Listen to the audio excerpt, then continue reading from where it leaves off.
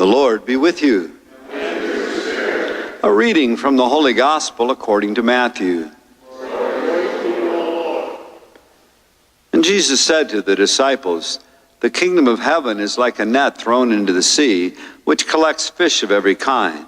When it is full, they haul it ashore and sit down to put what is good into buckets. What is bad they throw away. Thus it will be at the end of the age. The angels will go out and separate the wicked from the righteous and throw them into the fiery furnace, where there will be wailing and grinding of teeth." "Do you understand all these things?" They answered, "Yes."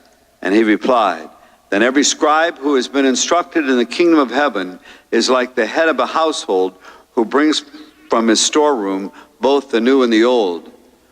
When Jesus finished these parables, he went away from there. My sisters and brothers, the gospel of the Lord. Praise to you, Lord Jesus Christ.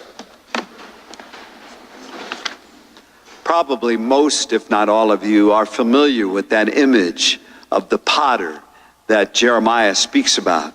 In fact, there's one of those Carrie Landry songs from 30 years ago. "Abba, Father, you are the potter, we are the clay, the work of your hands. Fashion and mold us into the image of your Son." That says it very powerfully there. You know, we're called to be pliable. And too often we can be pliable and influenced by that which is not of God. We all know we can get caught up in attitudes and thoughts and even behaviors that aren't gospel living and gospel loving. We can sometimes have resentment or greed or anxiety of not trusting God. And I think one of the ways we can look at our spiritual life, and there's many images, but this is a powerful one. What if we enter each day and say, "Okay, God, today you want to fashion me. Every day you want to fashion me. You want to form me. You don't want me to be fashioned and formed by sources that are evil or sinful or lead me away from being the person you call me to be. But you want to fashion me every day." And if we can see, we know that God doesn't cause all the circumstances every day in our lives. Most of it's human freedom, some of it's human sin. But the reality is, God can work through every circumstance in our life, even sin, which is wrong, but he can work through it and form us to be the people he wanted us to be when he first created us.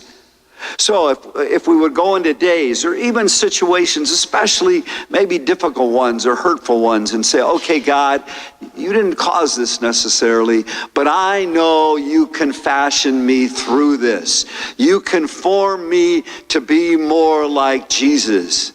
And Lord, help me to be open to your fashioning, not the influences of everybody else in the culture and everything else, but to be formed anew every day by you, because you're creating me daily to be your disciple, to be your faithful one, to be your holy and loving and good person in every situation of life." So we take a moment, and we can do it both ways. One, you can look, if you're more of a morning person, and being open to, "Hey, how do you fashion me today?"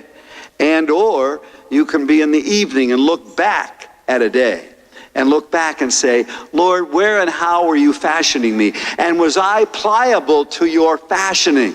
Or was I resistant? Was hardened? What I did not want you to shape me in this circumstance. Rather, I let my own ego and my own self-will shape me." So again, that we can be pliable to the Lord, that we can be open and really trust and believe that no matter what the circumstance in daily life, the Lord can fashion us through it for the good if we allow him. Take a moment and see what God may be saying to each of our hearts. God bless you.